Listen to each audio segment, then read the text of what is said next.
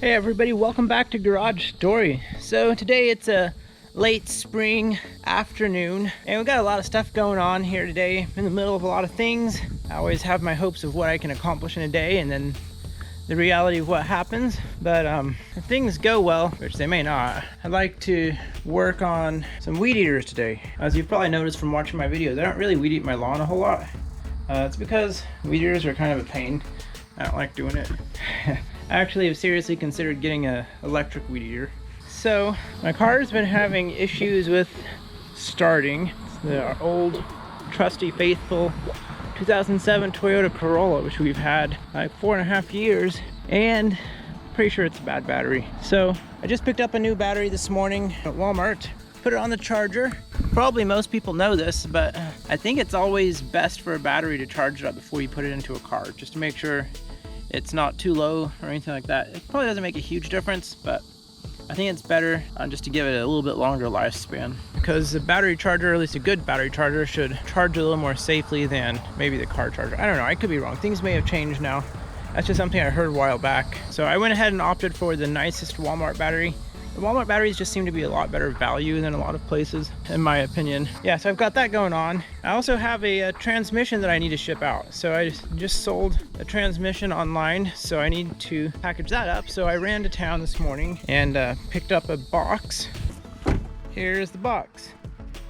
So I think that'll work. Transmission's not super heavy. I tried to drain all the oil out of it earlier. That's actually pretty urgent. I need to get this packaged up. So those are the two things. I need to get the battery swapped out in the car, which isn't gonna be hard at all. And I need to get this packaged up. So let's get rolling on packaging this up. It usually takes forever, and hopefully it won't take forever today. All right, box is all taped up. And I think I did a pretty thorough job, as it is a single wall box, but the transmission shouldn't be too heavy, so I think it'll ride. Here's the bubble wrap. Gonna need to get that pretty securely around these points so that they don't pop out. And I'll probably end up cutting down the height of the box. Let's see what this thing looks like in there. Oh yeah, lots and lots of space. It's actually more space than I like. That's not too bad, because it'll sit something like that. Yeah, I think with some bubble wrap over everything, I think this will work out.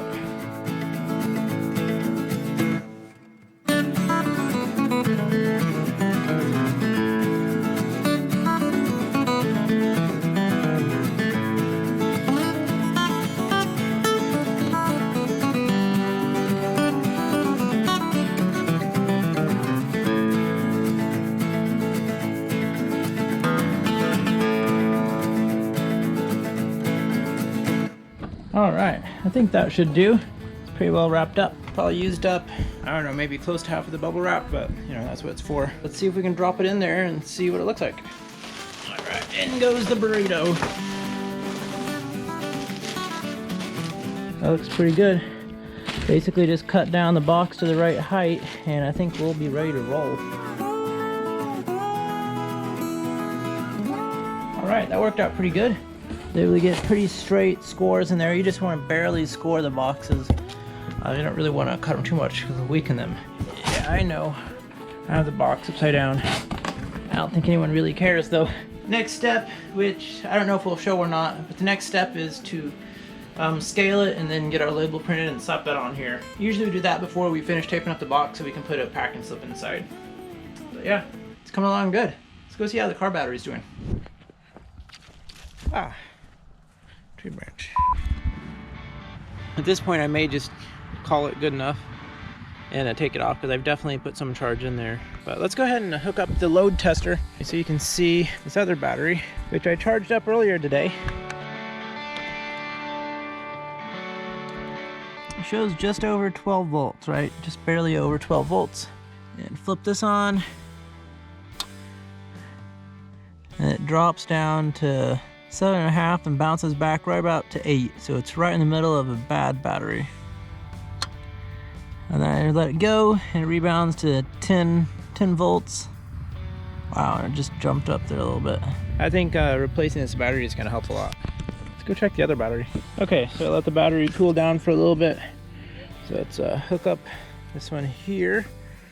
See what it says. So it bounced right up there to, well, right about 13 volts.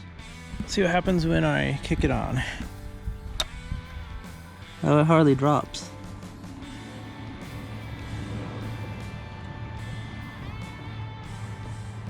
So this is a 600 cranking amp battery, so it was in the good range for a 600.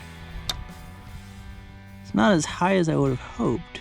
Yeah, there was definitely a major difference there between that other battery and the old battery and the new battery.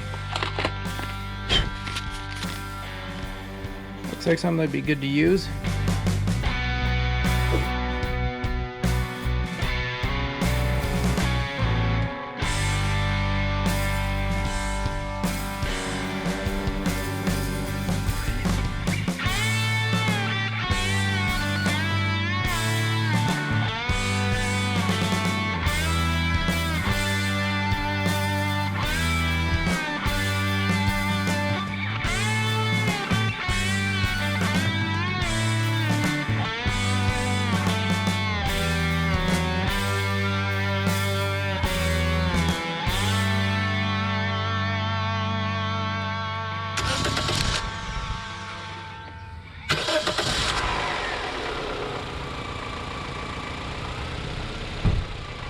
Hooray! That started up quick and easy. I was a little bit redneck. I don't think I did everything as well as I could have done it. But I got the battery in there and the car is working fine. If I need to come back and revisit anything, I can always do that.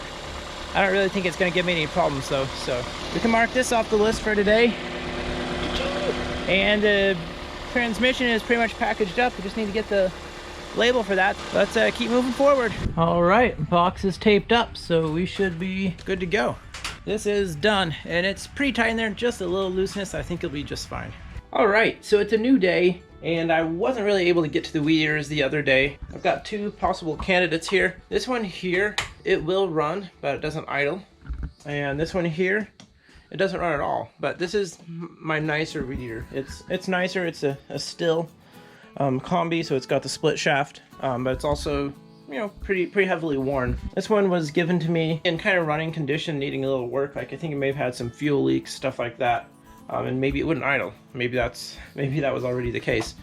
But the hope is to get at least one of them running well enough to use to actually weed eat my yard, because I don't do that very often, and I really want to get back in the habit of getting my yard trimmed up a little nicer. It's just easy to let it go, but that's not what I want to do. So maybe we'll get both of these running. Let's dive in. So I really like the Stihl, so even though it's farther away from running, I'm going to start on that one. So I'll set this over here. I need to do a bench clean, but we're not doing that right now. Oh yeah, I remember the light chain dangles in my ear. This is a Stihl Combi. I believe it's a KM 110R. Right, that air filter is nasty. Yeah, it's got a kind of a firm back and a foam front. A lot of cheaper weed eaters just have the foam. They don't have this more fibrous backing.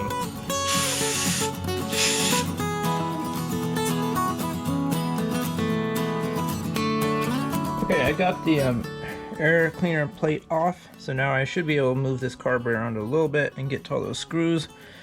I'm probably just going to try to take off the primer bulb and swap that out, and I may not take the carbon completely off and do a full cleaning. Let me just start there, if I can get this thing freed up now.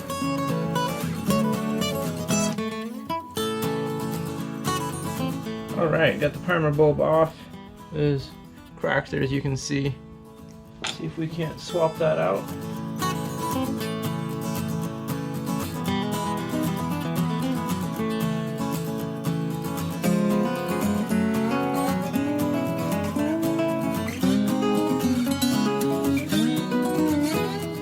So that's back on there. So let's just brush off the air filter a little bit. Just throw this back in here. Have any fuel in here? Looks pretty dry in there.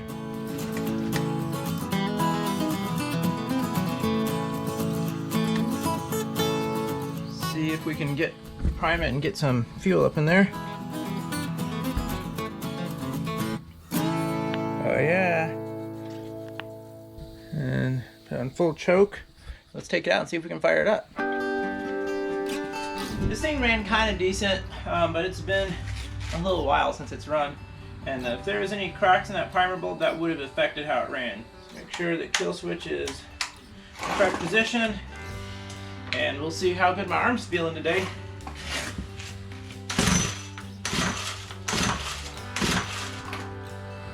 Get some gas.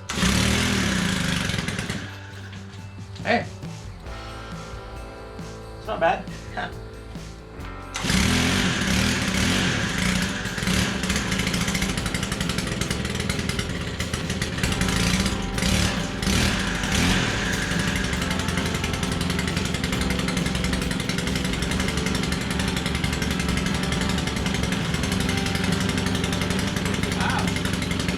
I'm impressed with that. I may have mixed the oil a little bit lean. I might be closer to a 40 instead of a 32. But sometimes the higher end equipment like it still does better on stuff like that, I think. I can't remember. I don't know.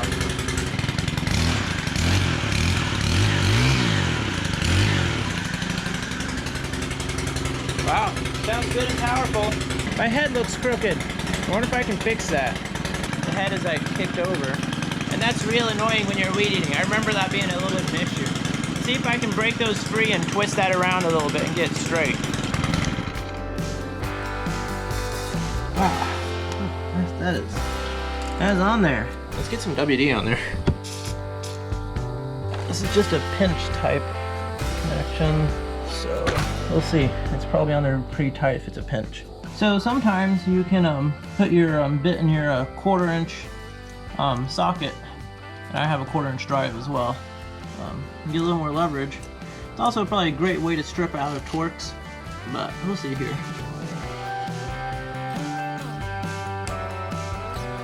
Oh, came.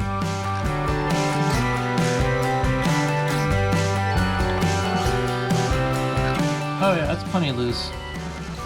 That looks pretty straight there.